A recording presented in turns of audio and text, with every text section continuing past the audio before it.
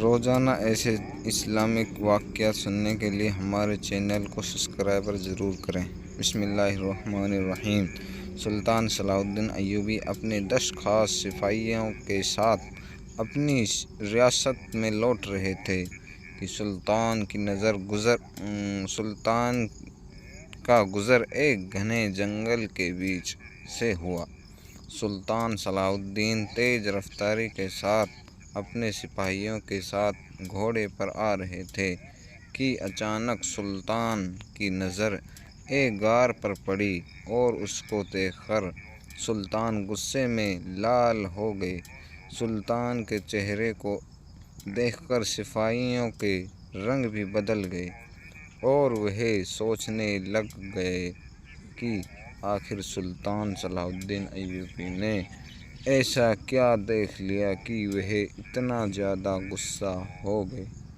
پھر ایک سپاہی نے کہا، سلطان معظم، ایسی کیا بات ہے جو آپ اتنا پریشان کر رہی ہے؟ تو سلطان صلاح الدین ایوبی نے کہا کہ وہ سامنے دیکھو۔ جب سپاہیوں نے دیکھا تو سامنے ایک غار نظر آ رہا تھا۔ سلطان نے کہا کہ اس میں ایک عورت ریچھ کو پکڑ کر غار کے اندر لے گئی اور اس کا مطلب جو جانتے ہو۔ یہ سن کر تمام سپاہی شرم سے سر جھکا کر کھڑے ہو گئے۔ گھوڑے رک چکے تھے اور سلطان نے اپنے ایک سپاہی کو حکم دیا کہ جب یہ عورت غار سے نکلے تو اس کا پیچھا کرنا اور اس کے گھر کا پتہ معلوم کر لینا اور صبح اس کو میری عدالت میں حاضر کرنا۔ جب صبح ہوئی تو سلطان صلاح الدین ایوبی عدالت میں موجود تھے کہ سلطان کے حکم پر سپاہی اس عورت کو پکڑ کر سلطان صلاح الدین کے سامنے حاضر ہوئے۔ سپاہی نے اس عورت کو ایک خاص کالی چادر میں لپیٹا ہوا تھا، کیونکہ سلطان کے سامنے کسی بھی عورت کو تنگ کپڑوں میں حاضر ہونے کی اجازت نہیں تھی۔ سلطان نے اس عورت سے سوال کیا کہ تم نے وہ غلط کام کیا جس کی سزا بہت بڑی ہے۔ وہ عورت کہنے لگی، سلطان معظم، آخر مجھ سے ایسا کیا گناہ سرزد ہوا ہے کہ جس کی اتنی بڑی سزا ہے؟ تو سلطان نے کہا کہ میں نے سب کچھ اپنی گنہگار آنکھوں سے دیکھ چکا ہوں۔ اب آپ سچ بتاؤ کہ کل غار میں ایک ریچھ کے ساتھ اندر کیا کرنے گئی تھی اور کیوں گئی تھی؟ وہ عورت شرم سے سر جھکائے کھڑی ہو گئی اور سلطان نے کہا کہ اس کے مطلب جان چکا ہوں، لیکن اب بتاؤ کہ اس کے پیچھے حقیقت کیا ہے؟ کیا تم شادی شدہ نہیں یا تمہارا شوہر مر چکا ہے کہ تمہیں ایسی نوبت آ گئی؟ تو عورت رونے لگی اور کہا، سلطان معظم، جس گاؤں کا قاضی بدکار اور غلیظ انسان ہو، اس گاؤں کی عورتیں پھر ایسا کام نہیں تو پھر کیا کریں گی؟ یہ سن کر سلطان صلاح الدین نے اس عورت سے پوچھا، بتاؤ آخر کیا ہوا؟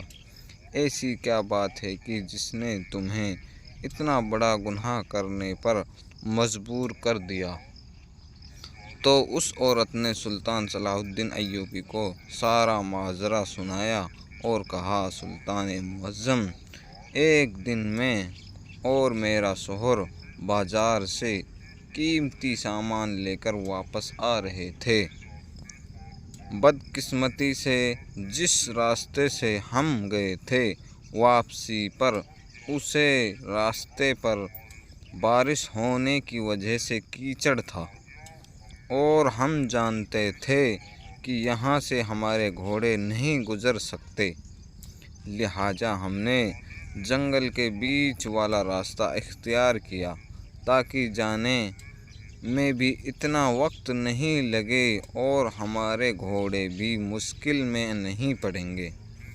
لیکن بدقسمتی سے جب ہم گھنے جنگل کے بیچ میں پہنچے تو چند ڈاکوؤں نے ہم پر حملہ کر دیا اور مزاحمت کرنے پر میرے شوہر کو مار مار کر اس کا برا، اور اس لڑائی کے دوران ایک ڈاکو کی تلوار میرے شوہر کے نفس پر جا لگی اور وہ نامرد ہو گیا اور وہ بری طرح زخمی بھی ہو گیا۔ کئی مہینوں سے اس کا علاج چل رہا ہے لیکن ابھی تک چلنے کے قابل نہیں ہوا۔ میں انصاف لینے کے لیے قاضی صاحب کے پاس گئی کیونکہ وہ کوئی عام ڈاکو نہیں ہیں، ہمارے علاقے کے مشہور ترین ڈاکو ہیں۔ انصاف لینے کے لیے اپنے مقدمہ لے کر گئی تو الٹا قاضی صاحب میرے جسم کو بھیڑ کی طرح دیکھنے لگا۔